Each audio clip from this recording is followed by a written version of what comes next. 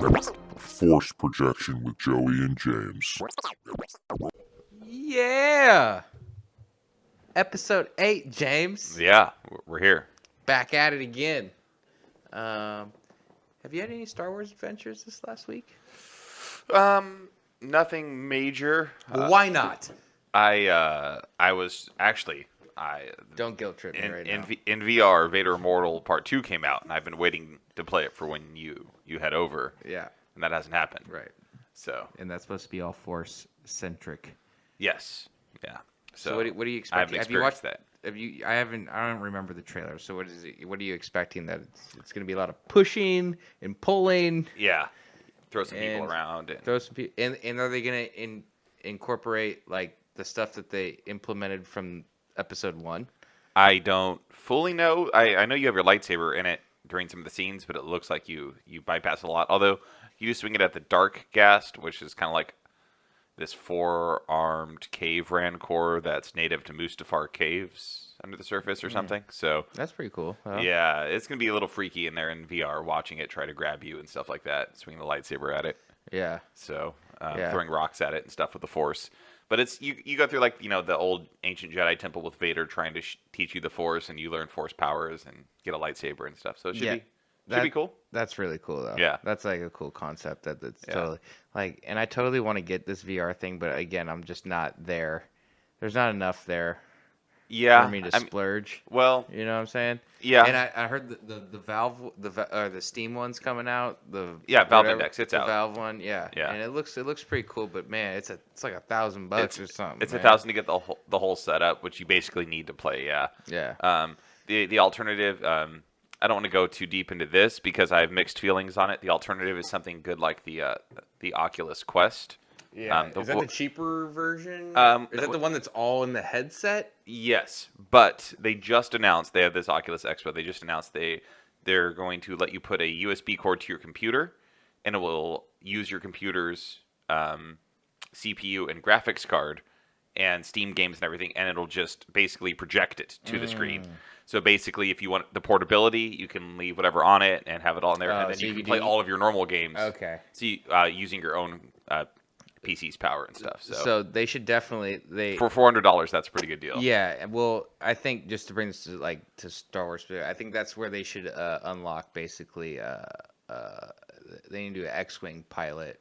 They need to do a flight sim. Is basically VR flight what sim. needs to There's happen. been a couple amateur ones before that look really. No, it needs cool. to be like That- Vader Immortal, like the that money level, right. behind it. Because even the one that just looked like someone did as a VR project for a computer class, it got leaked and then it got taken off. They got sent cease and desist from Disney and stuff. They just did a trench run in VR and it looked like pretty basic graphics and stuff like that. But everyone was so excited because people want that. Oh, it's the trench run. Yeah, dude. People. I mean, we haven't had anything good for Star Wars flight sim since what? I don't know, Rogue Squadron for GameCube, which I didn't even play. Yeah. But that's the last one I can think of. And that's not even really a flight sim. No, it's not. It's kind of like an arcade version, But I think also those flight sims were they were banking off what was like really popular at the time. Yeah. So there was like Wing Commander and the Microsoft Flight but Simulator. they were and, like, all popular. that Yeah. stuff. Yeah. And I just don't think for whatever reason Flight sims are they still make money now. flight sims are popular in VR though. Yeah. So Yeah. as far as VR games go, it might be a good bet. Yeah. And anyways, yeah, if you want to listen to us talk about Star Wars video games, you can listen to us like 2 episodes ago. Yeah. Well, Talk about it. But on that note, real quick, they just did an update to that Star Wars thing, Star Wars mod for that Blade and Sorcerer game. I got to go on Tatooine in Mos Eisley, and that was pretty cool. they have the background and everything for it, like the setting. Yeah, like it's custom map for Mos Eisley. You see Luke's, you see Owen and No, because you're just in the Mos Eisley. the homestead. You're just in like the Mos Eisley area surrounding where the cantina is. You're kind of in that area, Okay. sand and like You're the downtown downtown but Tatooine. it's a pretty big map. You can walk around. I saw some Star Wars structures. I mean, you can climb in the game and stuff like that. You just grab stuff and pull yourself up with your hands and stuff. And it was pretty cool to see the scale of things and walk around. You conjure enemies to fight, stuff like that. They have gaffy sticks now, so I did that. Oh yeah. They added gaffy sticks. And Did you hold it up with 2 hands and go? I did not, but they added. Can you? Yes. Okay, cool. They added. I don't want to spend a long time on this, but they added the noise if you do like the Tusken Raider waves. Yeah. The enemies look normal, but they only have gaffy sticks or they're like long rifles. Yeah. And whenever you kill them, they make like the Tusken Raider like noises and stuff. That's hilarious. Okay. No, sorry, I said Tusken Raiders, not sand people. Trying to be PC. Yeah. Okay. Well, you can get off video games. We can talk about that forever too. Well, in the news, we saw Mr. Marvel Kevin Feige Yeah. is coming over To help out. and I have a lot He's of helping mixed, out. He's helping out with Star Wars. I In have case you haven't heard. I have a lot of mixed feelings about this. I don't. So let's hear yours. Okay. Well, I'll give you the positive spin. For me, how I look at it is that this guy has totally united a fan base and brought people on. He not just took the comic book junkies and made them happy, but also thrusted it into like a very like popular household type popular thing, which is might be where they're trying to go. It's Of course they're going to try. Yeah. So, you know, they seem widely accepted. Yeah. But I don't think When you get 2 or 3 movies a year, yeah. But I again, I think Star Wars is different because I don't think It's definitely different. It's not the same. Right. It's not the same. People just don't have the level of expectation. I think Kevin Feige knows that. I'm hoping. Disney might have different expectations of him. Do what you did with Marvel. You know what I mean? But I think originally, before he was on Marvel, he was very open, saying, "I'm a Star Wars fan. Yeah, I want to work on Star Wars." Yeah, I think that's pretty public that he's totally into it. But and again, I don't know which part of Star Wars he's into. Me either. I don't know if he's a prequelist. I don't know if he's just straight original trilogy. I don't know if he loves likes the whole thing. extended universe. I don't know if he likes the sequels. I don't know the animated series. the animated stuff. I don't know if so I don't know where he falls. I don't know if he falls and he just loves it all, which would be cool. I hope he just accepts it all. Yeah, I do know he's a fan, and I think he's very astute at getting these things to work out in theaters and stuff. So I think he's going to be like, yeah, we should hopefully. I'm hoping he sticks to their idea of let's do movie every couple years for now. You know what I mean? Like, yeah. And then once people are clamoring for it, like they want it, like everybody. I was hesitant after The Force Awakens where they said we're going to do 1 per year. And I was like, oh, that might be a little fast. But you know what everybody else said after watching it? They were like, sweet, that's what we want. Because The Force Awakens got everybody clamoring for more. Yeah. And if he can get it to that point again, where you can do 1 a year, and everybody's like, I really like this one. Now I want to see the next one. And I really like this one. And I want to see the next one. And he's able to juggle multiple. We're dealing with this person dealing with this hero, and this hero over here dealing with this. And they're separate, but they all play into the same kind of Marvel narrative. If he can do the same thing with Star Wars, they don't all have to tie in like Marvel, you know what I mean? But they can all play into the Star Wars. They can all play into the Star Wars setting in a similar way. Yeah, I don't want them to be Marvel. Well, he has a lot more freedom than Marvel does in that he can hit all these different timelines that people are interested in. Yeah, but I'm just talking about like I don't need 17 movies to connect into the final one. Like that's not what. That's Marvel. Right. There's no Avengers. That's not how this works. But that's what I mean. I think he knows that. So I trust him in that sense. I do think they announced he's coming in to help a little bit. I don't think he's taking over. Be a producer. Yeah, I don't think he's taking over. Kathleen Kennedy got a 3-year extended contract like last year, so she still has a couple years left. Yeah, I just don't. I think what they should probably do is that Kathleen Kennedy should probably run Lucasfilm, and then underneath you have the Star Wars. So you have the main head, right? Right. At the top of the tree. And then you have, okay, what are my branches of Lucasfilm? We have Indiana Jones, Star Wars, and then I'm like, okay, now I'm going to pick a person to be in charge of the lore of those 2 franchises, right? Or something, like... I guess. I mean, they have the Star Wars story group. Yeah, but But just to have, I guess you just need kind of one person in charge, making decisions. That's Keeping the continuity because I don't think you bring a person like Kevin Feige in, that's basically, I don't know has he done stuff that doesn't connect. I think you bring him in to connect things. I don't think that's how he operates either. He's not going to come in and go, you help produce a one-off and then you're just gone. He's going to go, if he's going to come in and goes, hey, you want my talents? I'm going to produce a movie. All right. Okay. I'm making this movie. How does this connect? What do I need to know to make this movie great? Because what about this? What if the movie's awesome? And then it's just a one-off, and then everybody loves the movie, and then what? He's just gone? And then everybody's going to go, we want him back. Right, and then he'll have a lot more leverage to probably come back. But, I mean, I'm a little worried about Rise of Skywalker. If Are you getting nervous? I am, that they're bringing him in. I feel like if they were really confident, they wouldn't do this. I'm hopeful, and I have no real expectations for Rise of Skywalker, but it does make me a little nervous that reshoots are going on later than normal. Normally, you don't do reshoots 2 months before release. But again, we've talked about this, dude. I think that just Star Wars and the umbrella that they're under, they have the ability to do this that other franchises just don't. They just have the ability. So does Marvel, but Marvel doesn't. Yeah, and I don't know. I don't follow that as much. I just go off of what I hear. That they have so much money that they can look at a movie and go, this isn't working, this isn't what we want. Let's just redo it. Yeah. And they have the ability to do that. Like I said, it makes me worried, but it doesn't necessarily. It's not like a red flag or something it's very definitely bad because they're doing this. I'm. It's not definitely bad. That's what I'm saying.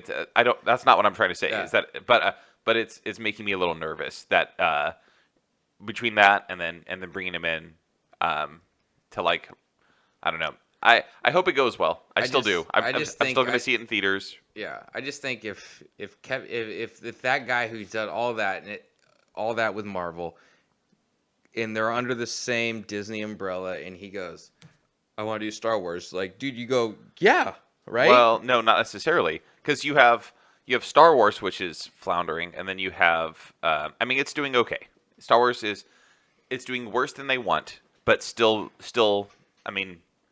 Episode 7, $2 billion. Episode 8, over $1 billion.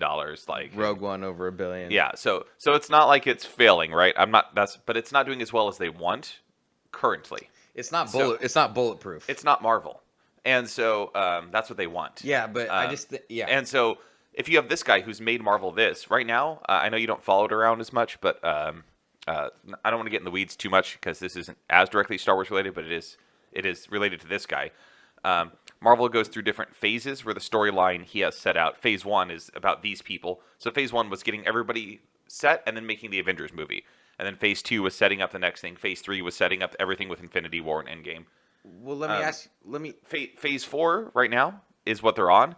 And a lot of Marvel fans are kind of hesitant because a lot of the big heroes just got pulled back after Endgame. Mm-hmm. And so I think you really want to keep him there to make sure that it's on the right track. You don't want to split his focus too much. So I have a couple things. One is, do we want Star Wars to be treated in phases like that? The second, and I'll let you answer both these questions. I just want to get them out before I forget. Now there's a precedent for Marvel movies. Like there's like, just like now, like there's so many, like the original trilogy comes out, like that's the gold standard, right? Now Marvel has all those phases laid out, and that's the standard now. Now, are they going to run into the same problems that Star Wars is? Because now it's they've come out with all these movies now that everybody loves, and now they're going back and reconnecting things. Is they're going to run into the same problem now? So I think Marvel will be good for a little while. I think fans are way too forgiving. So fans of Marvel, unlike Star Wars, they're going to hype everything because I think the fan base is fundamentally different. So I agree. The fan base for Marvel 100%. is like all 14 to like, well, not all. Okay, don't get me wrong. Lots of people even my age, and I'm mid-30s now. Yeah. Lots of people even my age still like Marvel movies and stuff. But there's this whole group of people that grew up with it now because Iron Man came out like 11 years ago or something. Yeah. And So you have these 14-year-olds who were 3 when it came out, 14 to 22-year-olds that just will eat up almost anything. This is their childhood and their adulthood, and they still like this stuff. And so they're looking for a reason to really like this stuff still, and for it to remain relevant and cool.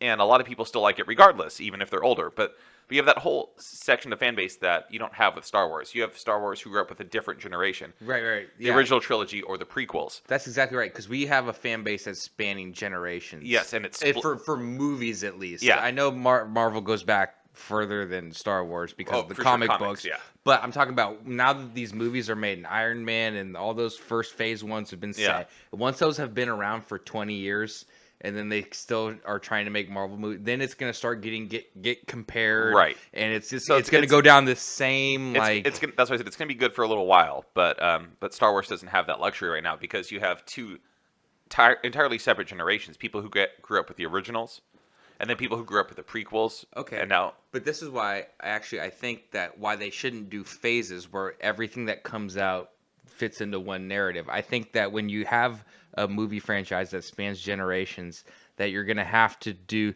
series and movies that kind of maybe appease to certain fans because it's so broad. So right. So let's just think about what they're doing. Okay, so they have a Rise of Skywalker coming out, which is continuing the saga. Then they're going, okay, now we got Mandalorian. Everybody who loves bounty hunters, the scum and villainy, that we're gonna do that show. All right. Plus, now, and I just want to say just real fast on that. They've got what's his name, Jon Favreau. Yeah. Working on that. He's great. I'd love to see who's him from Marvel. Who they pulled from Marvel, basically. Yes, he's mostly behind the scenes. He's but not completely, but director of Marvel. But he's a big Star Wars fan too. I would love to see him get involved in more stuff in Star Wars too. Yeah, definitely. At least, they at least be consulted on things. But and then just to finish what I was saying, then you have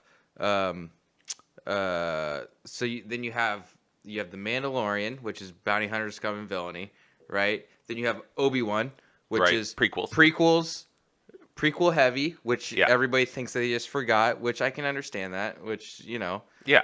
I mean, because honestly, as of only the last 4 or 5 years, has that softened a lot. I know we've talked about that, right. but it's definitely softened a lot because everybody just, do you talk to, I judge things by I just ask my parents hey, what about the Star Wars prequels? You guys ever watch? They're like, no. I'm like, they're terrible, right? Yeah. It's that's what was the wide, but now again, it's a little bit more. It's definitely softened. Yeah, no, even people like Dan, when we bring him in to talk with us, he loves them. Yeah, and I do too. I have a totally new appreciation for him. And again, I think that goes back to,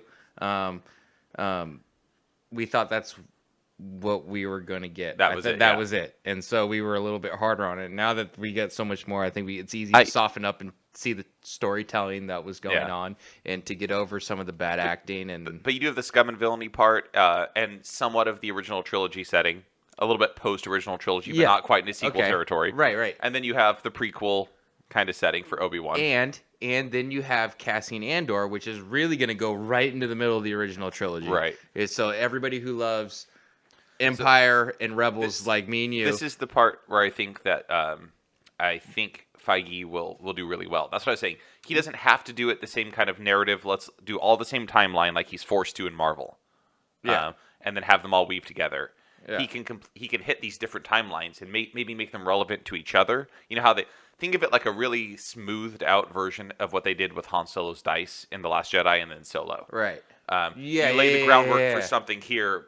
And then you're like, oh, I see how it affected that thing in this other series, which takes place 2 decades later. Mm-hmm. You see how they connect. They really don't connect, but you can see there's never going to be a crossover because they're different timelines, but you see how they connect, which makes it feel hopefully good. I think that's what he's going to try to do. Right. And so, so let's just think about this. So they got Benioff and Weiss. Let's just take it at face value that all these movies are being made, okay? You got Benioff and Weiss, Rian Johnson, and then who knows? Okay.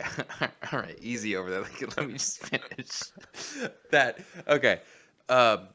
That one is going to go. And then, so you have, again, Bounty Hunters, prequel show with Obi-Wan, original trilogy, Cassian Empire, Rebels, Right. all that's things that a lot of people love. All right, now we're gonna go Old Republic, which people love, which will then you have one of them take the Old Republic, movies? which people love, video games love, Definitely. A lot of pull love for people it. in. I mean, the MMO. Yeah, the MMO, just the Knights of the Knights. KOTOR. Yeah. And then, do you have somebody branch off and go forward in the timeline? Is what I'm saying. Like, can you push the timeline forward without it being an episodic film of the Star Wars? And then you're looking they at tried in the comics, right? Right. Pretty recently, didn't they? to go beyond where they are like as Luke- far as up to Last Jedi. One of like Luke's descendants or something. Like it was like way down the line. Oh no, I maybe like- I don't know. I haven't. It was like I haven't- 100 years in the future or something, and then like Okay, yeah, and I can get down with that. Like- I don't want it to hinder anything that they might do in the future, but I'm just saying I think that's the difference between Marvel and Star Wars is that there's such a huge time gap where it feels like Marvel is happening in real time. Like when you watch their movies, like they're in New York and it's like present time, and Right. you know, like, and in Star Wars it's completely different. yeah, And you're talking about different timelines from thousands of years ago to it in their relevant time. compared to where we're at in episode 8 or 9, right? Yeah, right. So that's where I just don't think I don't think it benefits Star Wars to make their next, let's just say, 6 movies. Let's say 2 trilogies come out, and I don't think it benefits them to weave those together at all. I think it's actually better for them to explore and go, hey, you like that part of Star Wars? Here's this for you. You like that part of Star Wars? This for you. And if you like all of it, there will be things in between all of these that will make you go, oh, okay. Like that matches up with that. And, I think- yeah, that has up with that. I think But that's more what he's going to try to do. But you might be like, man, I don't really care about the bounty hunter stuff, the Mandalorian culture. I think we both fall on this same page where I was like, Mandalorian culture, like, Yeah. like like all right, like I'm definitely gonna watch and it's gonna be great, and I'm totally gonna be open to liking it. But like, it's like okay, but I'll have my Knights of the Old Republic stuff that I really like, or I'll have my Rebels versus Empire stuff that I really like. Yeah. And I think it's just completely different. And the Marvel Star Wars thing, just because they're owned by Disney, and now that they're cross weaving characters or actors that have been in both, and now they're taking producers Or directors so they just can't help but be compared. Right. And then you're taking Game of Thrones people, so you're taking all these pop culture and you're throwing it into Star Wars. I think Feige's going to be aware too. When The Last Jedi came out, one of the minor criticisms it got drowned out in the rest of the havoc that happened. Was that some people thought it was too Marvel humory. 23 minutes in, we brought up The Last Jedi. No, but we were so close. Some people thought it was too much like Marvel humor. Where you'd have a serious moment undercut by humor, serious moment undercut by humor kind of thing. And I think he's going to be aware of that and try to give it a different feel. And the prequels were undercut by horrible acting love scenes. No, I'm not. Some people really liked all the humor in The Last Jedi. I'm not trying to say it was bad humor or anything like that. I'm just saying, I think it's people have been making those comparisons before he was ever announced or anything since The Last Jedi with the humor and stuff. So I think he's going to try to keep it with a different feel. But who knows, man? I mean, I don't know. Yeah, I just think Star Wars fans are a little bit more hard to please. They are, because you have that generational gap Yeah. too. It's different than Marvel for sure. And I think that a lot of people look at Marvel because it's definitely like number one right now. Yeah. Right. And I think people just go, okay, well, we want Star Wars to be loved like that, but it's not that. Right. So how do we do that? Do we take people from Marvel and make it into Marvel, or what? Like that's because if you're bringing all these people from Marvel, then that's the only thing that people are going to think is that okay, they're going to change this and try to That's not Marvel what this. That's not what I think, but which I think they maybe were trying to do that when they did Solo and released it within 5 months of The Last Jedi, and they went whoa, and try to interconnect them kind of with the dice and stuff. Sure. Yeah. And I think that like what happened with Solo, I think only hardcore Star Wars fans watch Solo, which still gets you $350 million, right? It's still the 9th highest grossing film of all of 2018.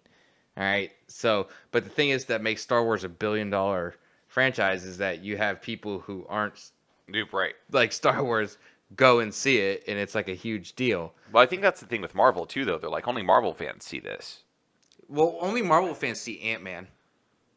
but it still it still makes so much money. Yeah. It's I don't know. You have only Marvel fans. There's just a lot more people who are casual but Marvel it's like fans. but if Ant-Man comes out, right? But if Ant-Man, so like Ant-Man comes out and it makes 250 million or whatever, Oh, there's no way it made that little. or whatever it made, right? But or it's like a little like it's not the same as Solo coming out and making 350 and that's a bomb, Like it's just held. It's such a different standard. Well, I mean, it was only a bomb because of the money that they spent making it with the reshoots and stuff, which hopefully they can refine. But I still think if they made that movie and it was the exact same movie and they didn't do the reshoots and it was still and they made money on it and it only did 350 million or whatever it did, people would still think it's a bust because it's not comparing to the other ones. That's Right, what that's I'm saying. true. I think that's only They're going to probably compare it to Rogue One, which did make a lot more. Yeah. it made $1 billion, Yeah. a bajillion.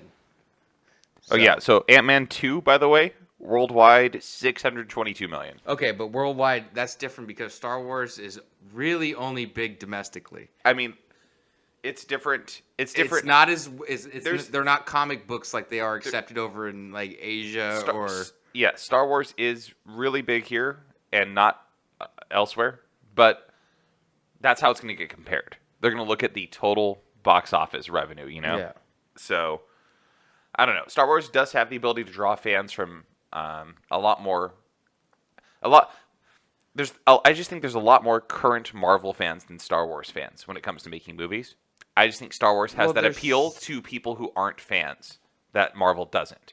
If I go talk to the 18-year-old girl that I have at work and I talk to her, she's never seen any Marvel movie. Yeah. She has no interest. Right. She would see a Star Wars movie if it looked good. Sure. Right.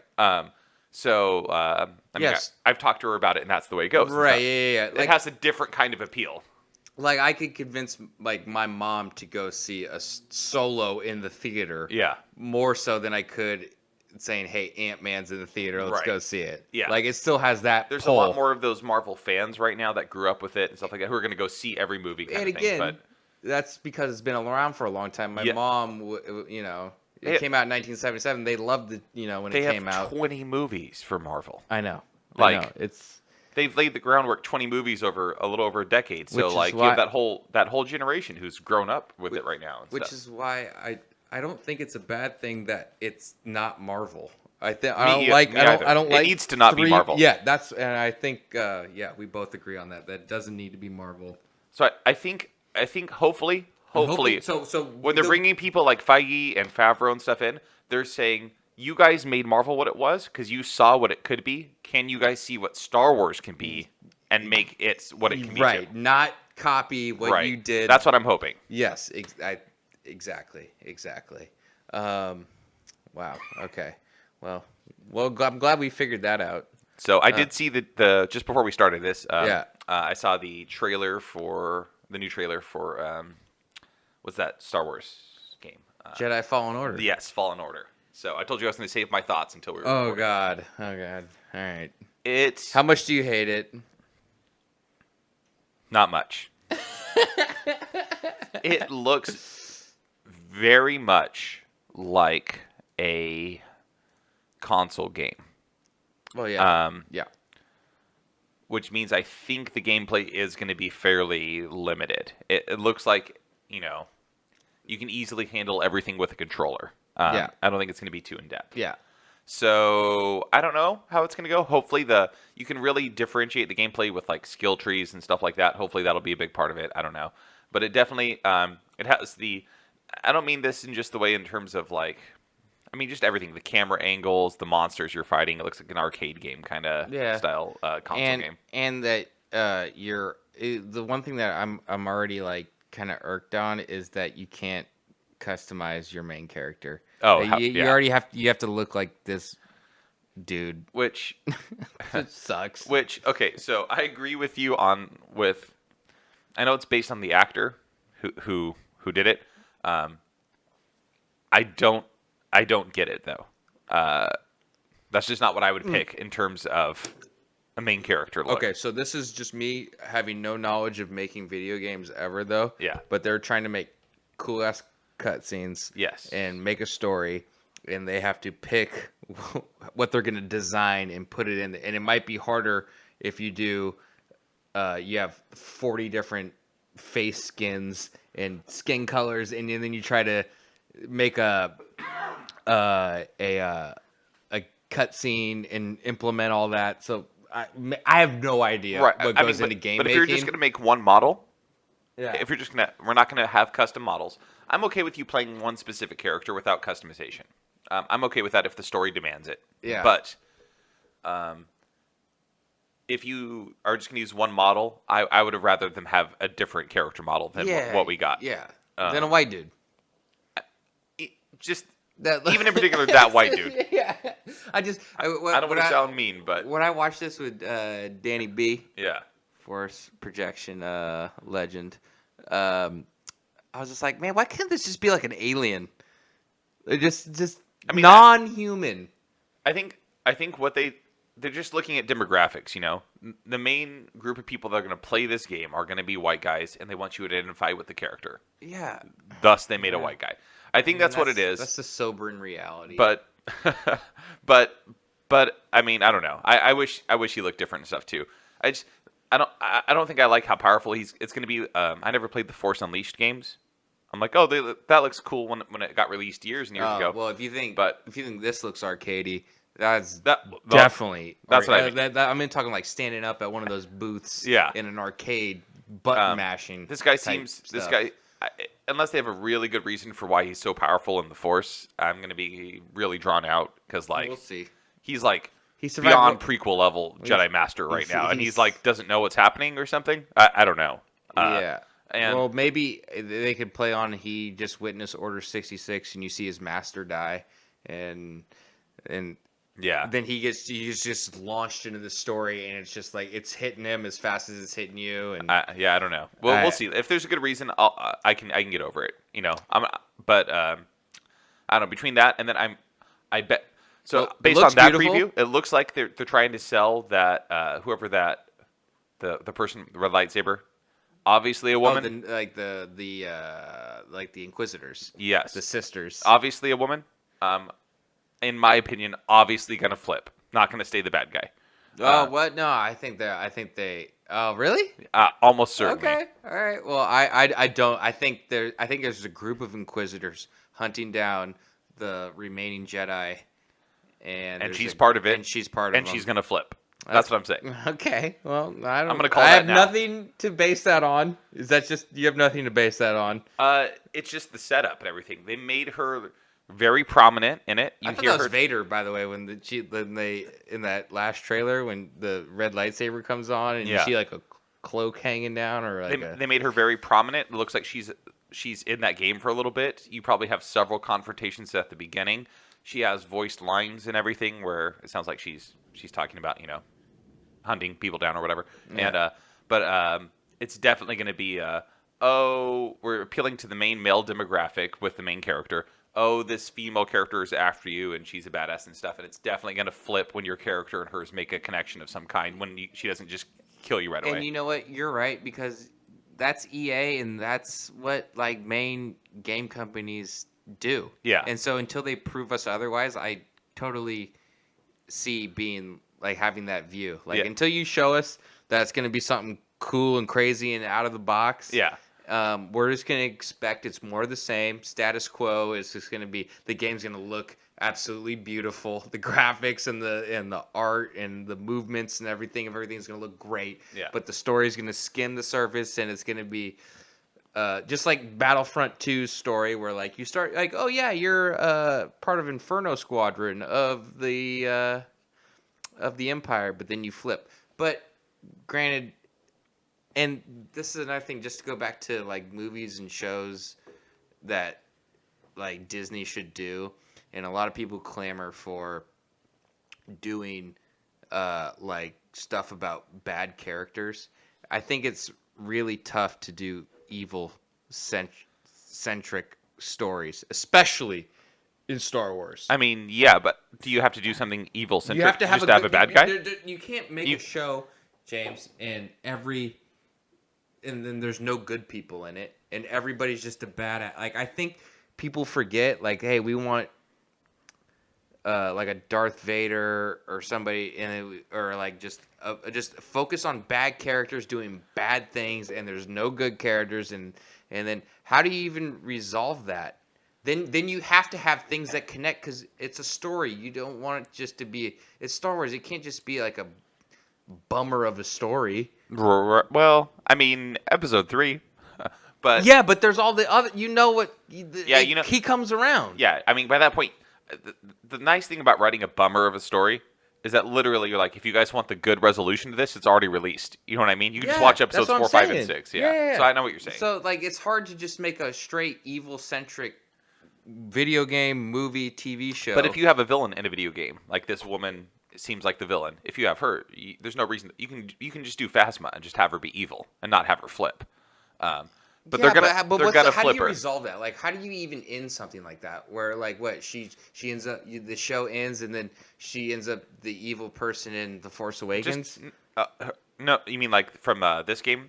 Just any like if you're gonna do like a Phasma show before, like how do you not focus on any good things that come out of that story? Like, you're just gonna focus on Phasma turning and being bad, and there's no good characters at all? I mean, I don't know. So I don't know. When I think of things like this, I think back to like the Thrawn trilogy, the books, where most of the story was about the main heroes, Luke and Han and Leia doing their thing and stuff like that. But you also have a point of view from Captain, what's his name, Pelion? And right underneath Thrawn and stuff like that. And they're doing their stuff, and he's getting stuff done that advances his. Thrawn is getting stuff done that advances what the Empire wants. But he gets thwarted a couple times along the way, has his own complications. You can do something similar from like Phasma's going around doing this. Yeah, she is getting youth set up and stuff like that. And then you have a cast of good guys that you also do from their perspective as antagonists a little bit. Well, yeah, that's what I mean, though. Like, but even if she wipes them out at the end, it can set up for you set off how the Resistance gets set off, and yeah, but to it's begin still with. but I still think it's still Star Wars, and you still need to have a good, focused characters driving it too. It can't just be some super dark thing. I just don't think that's how Star Wars works either. As much as like I think a lot of fans wish it was just some dark and like we need to focus on the Sith. We need to make a Sith movie and it's all about the bad guys. Like I don't think that works. You know, I do think this is not a knock against Last Jedi. I want to make it clear because it has nothing to do with its story. Okay. I do think they missed a golden opportunity to show at the end of Force Awakens, when Snoke says, "Come back, it's time to complete your training," to show what dark side training could have looked like. So I think if you put that in anything, doesn't have to be in movies, you put it in a TV show or something like that, you're going to get a lot of people interested. If you have like good and dark side training kind of thing, you're like, here's how the differences work. We've seen some good side training with Yoda. See what some dark side training and stuff looks like. And if you're not ready for it and it doesn't fit the story, don't use it. That's why I mean it's not a knock. But I mean, like, I think there's going to be a lot of interest in something like that. It doesn't have to be evil, like you said. It's not going to have to be really dark and focused. I think people will lose interest. But if you show some of it in the context of like a bigger movie with good and evil and show the differences, that could be really interesting. Yeah. Okay. Well, how about this? That's where maybe you do a Marvel type stuff. Since you have Disney Plus now, I think this is gonna be a game changer. Like as far as like the content we're going to get. What if you did do a evil focused Sith one, right? Sith show, Sith or dark, and then dark you side. do a Jedi Sith show, and then it meets into a movie or a climactic show this could where work. they end up meeting up. I think this could work a lot better if you do the Old Republic.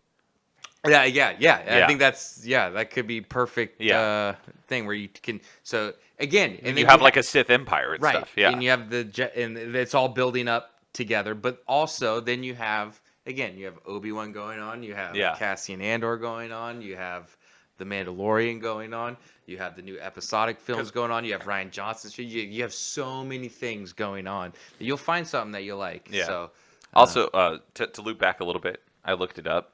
okay. Did you fact check me? The domestic gross for Ant-Man and the Wasp, Ant-Man 2, Yeah. 216 million. Domestic for Solo, 213 million. Right. So, I think the domestic was pretty similar. Hey, it's hard, both of those are hardcore fans That's of yes, each series watching those.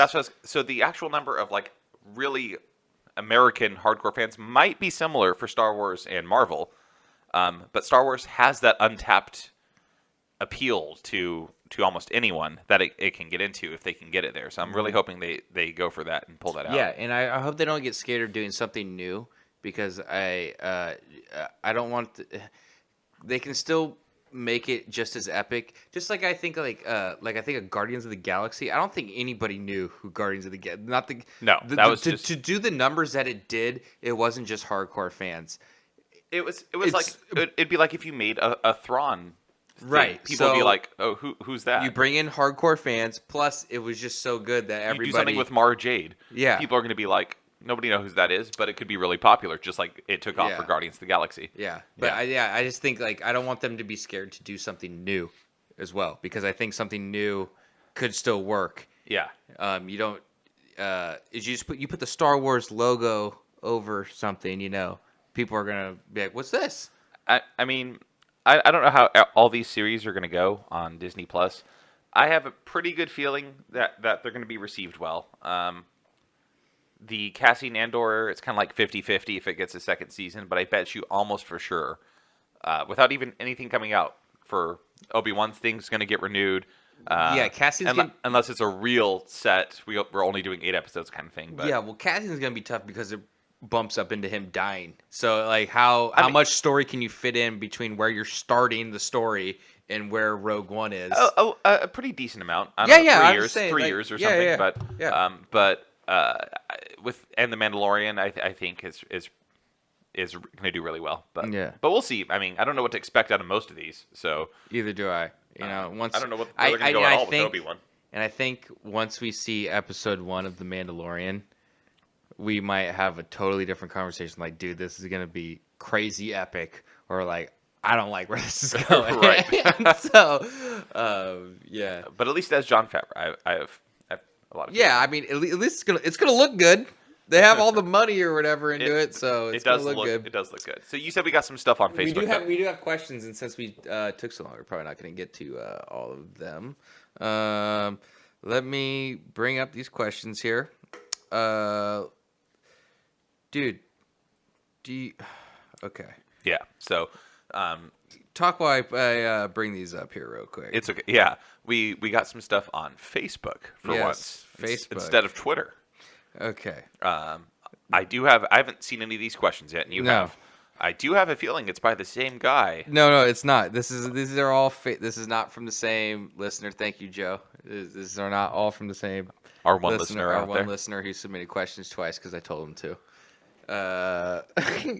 This is a very common question. The first one from my buddy Mike. What's up, Mike? He says, "Do you think Rey and Kylo will end up together?" I hope not. I don't think they will. Much less hope. Not. But I don't understand the obsession.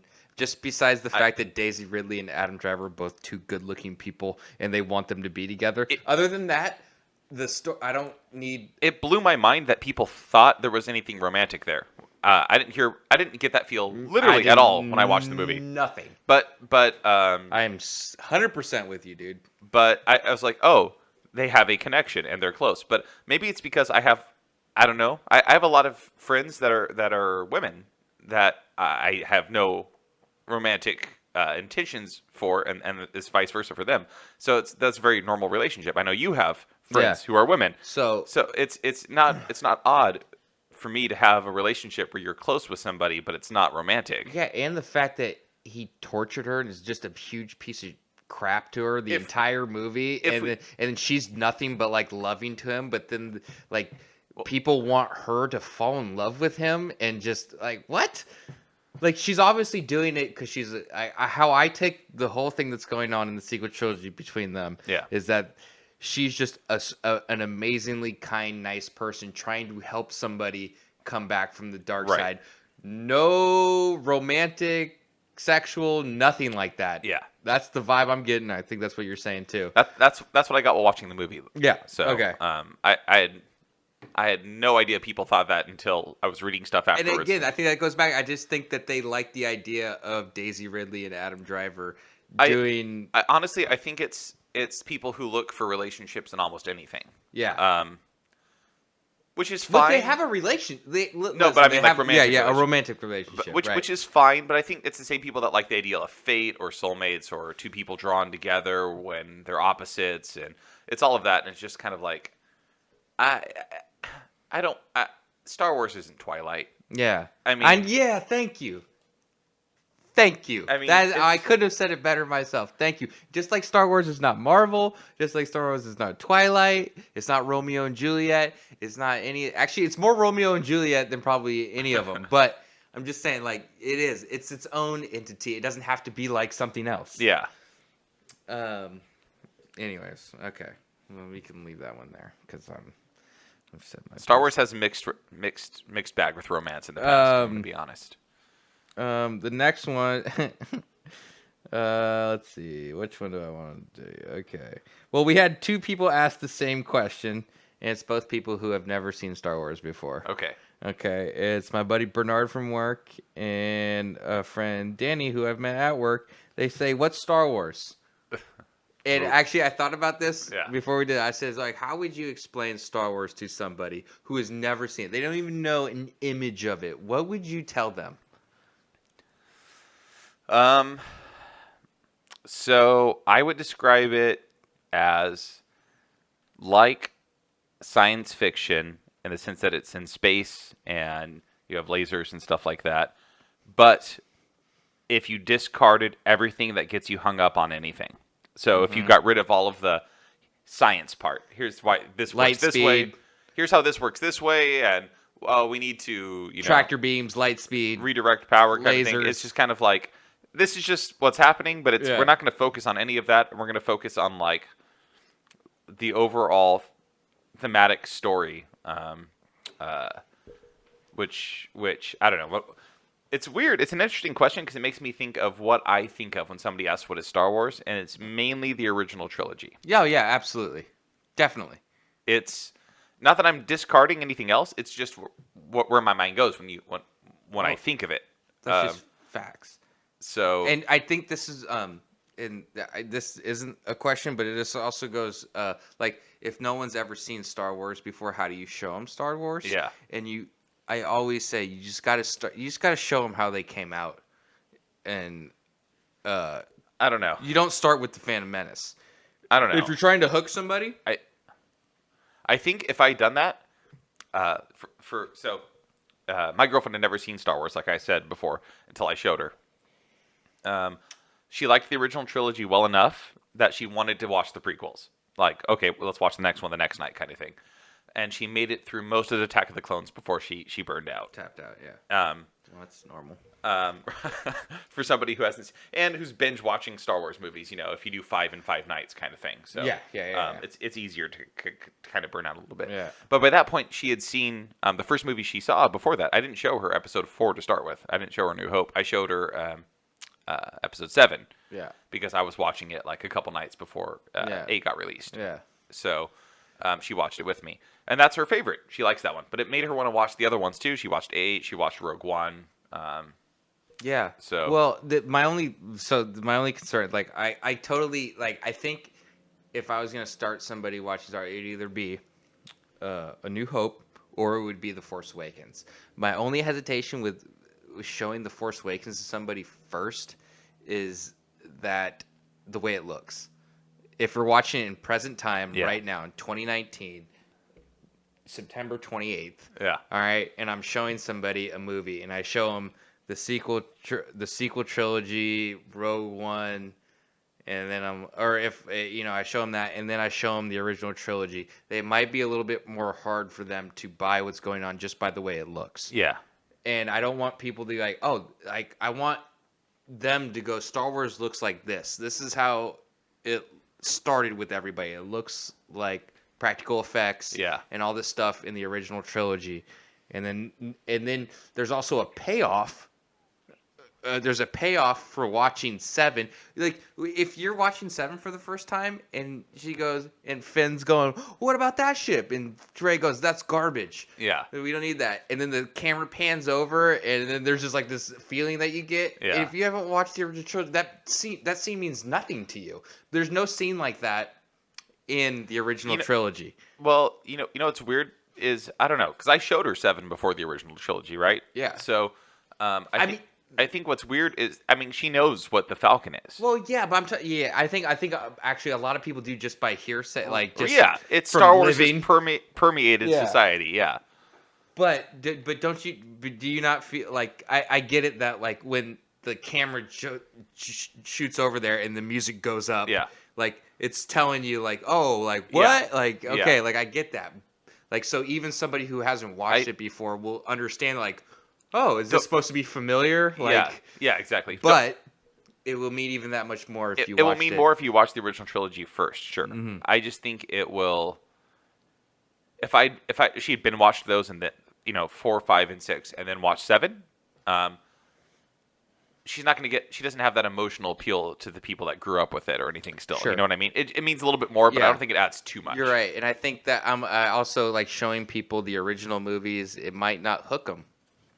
As much, because this looks old and I'm not buying this at all. She was able to sit through it even though it looked old and stuff, and I showed her the despecialized editions, which is a take online that you can find. Yeah. But it's the specialized editions where they've looked remastered to some degree and stuff, but they've cut all of the extra content that got added from the special edition, so you don't see. Han still shoots first. You don't see all of like the dewbacks and stuff they added, or and that doesn't. It just looks a little bit better. Yeah, it doesn't bother me as much, but it doesn't. It definitely seems out of play. I'm like, what movie am I watching? What year is this made? Like, why does it look like this? You don't see a 3-minute extra scene of singing and Return of the Jedi. Yeah, well, I get. Yeah, that's terrible. But actually, I think everything that they added to Empire Strikes Back is wonderful.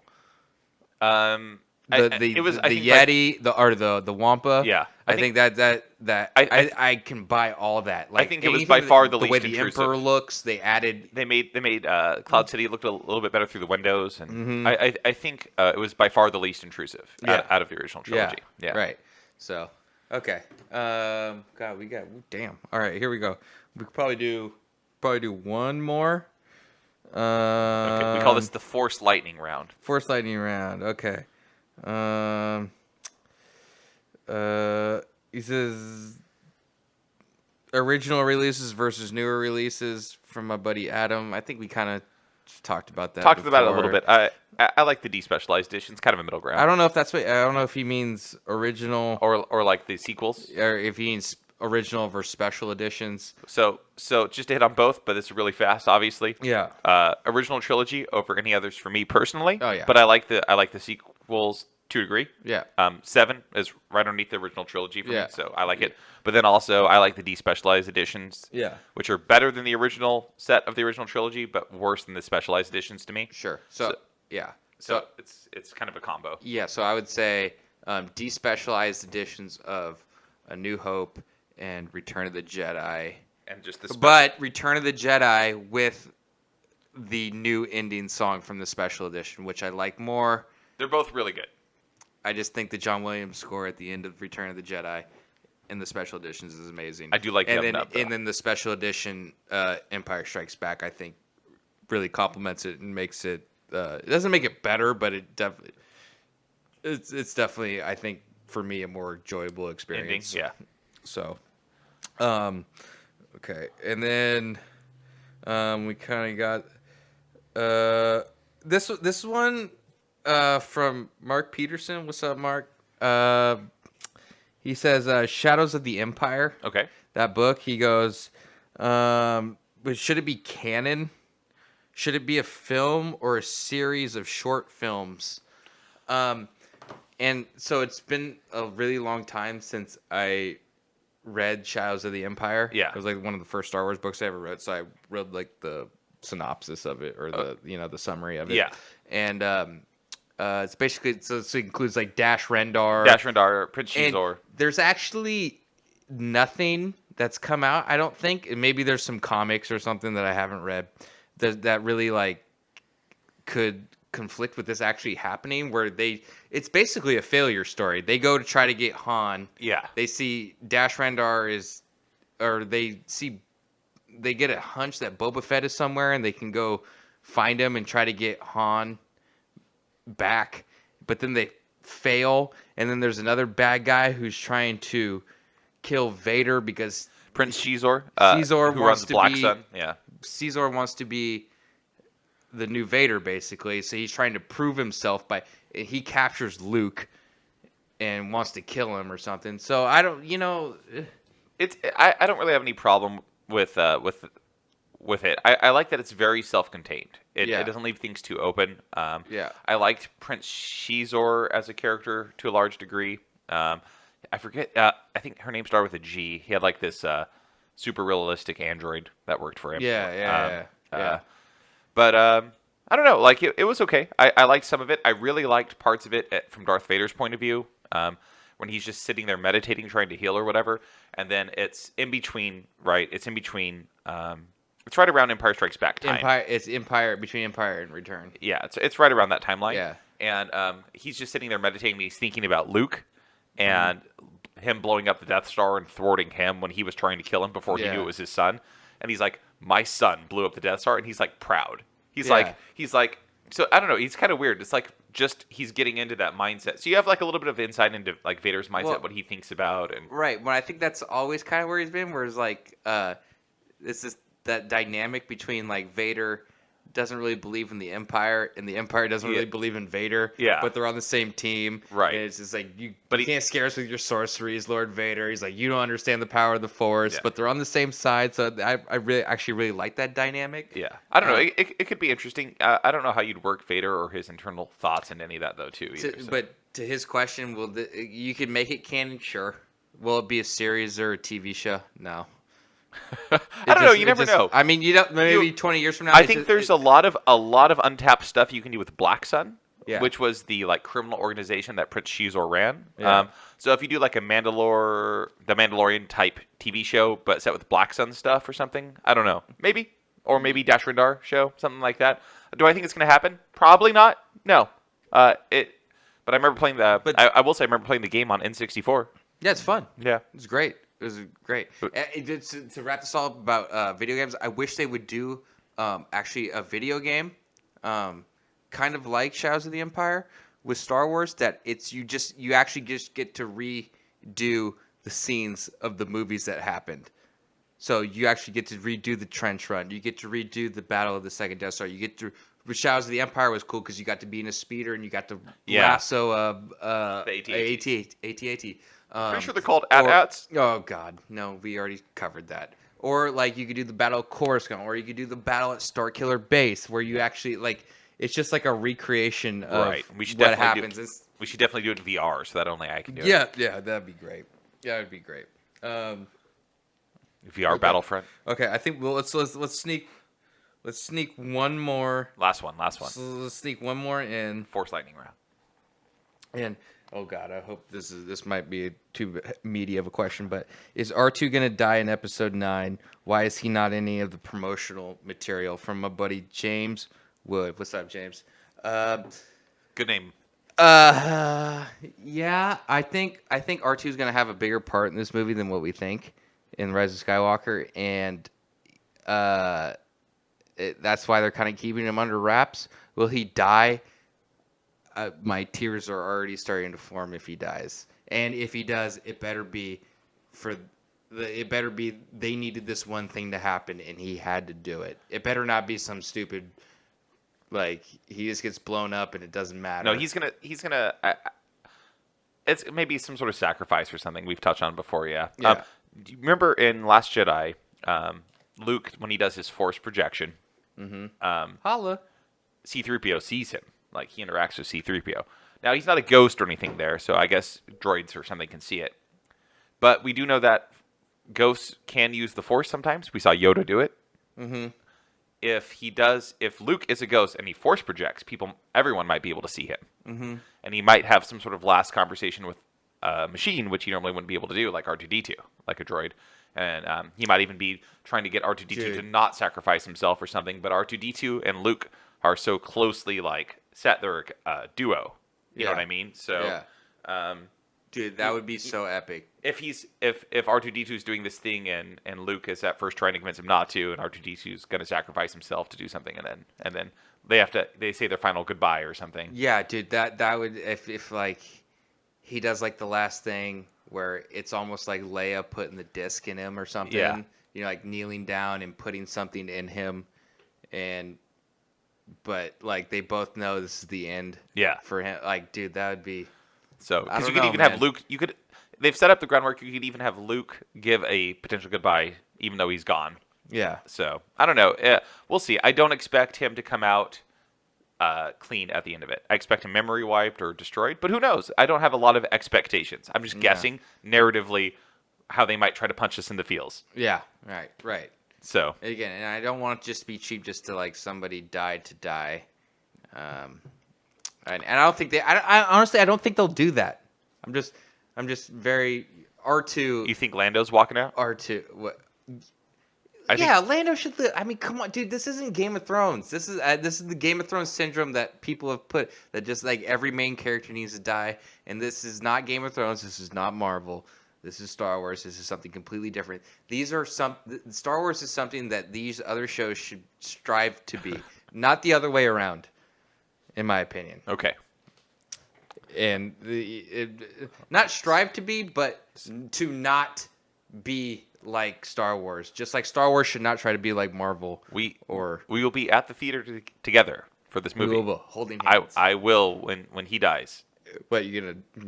I told you so. We're gonna just hold hands and cry together. Yeah, dude, I'm totally gonna cry. All right, man. Okay, well, that. Sorry we didn't get to more questions from people. What? Sorry we didn't. Yeah. Well, I didn't. We'll have to. Well, I didn't expect that first Marvel conversation to go so long. Yeah. But that was we'll have amazing. to get some more. We appreciate anything. Yeah, for sure. Keep sending them in. We'll get to them. We'll save them for next week too. Yeah, we'll definitely answer some of these next week for sure. Even though some are pretty silly. I do like the what was Star Wars question. Maybe think about my own view on it. That was actually probably my favorite question coming from two people. One, Bernard, my coworker, definitely refuses to watch Star Wars. And then another, my other person who's only watched the first movie. So that was actually a great question. All right, so we'll just wrap it up here. As always, you can follow us on Twitter at Force Projection. You can follow me on Twitter at Joey Anderson PDX. You can also follow us on Facebook. Just search Force Projection on Facebook. Please subscribe to us on Apple Podcasts. Be sure to leave a review if you like the discussion. And you can also find us on Spotify, TuneIn, and every other where you get a podcast and listen to it. And we'll be back next week to bless your ears with this Star Wars knowledge that we have or don't have. James. All right. May the Force be with you. May the Force be with you. Yay!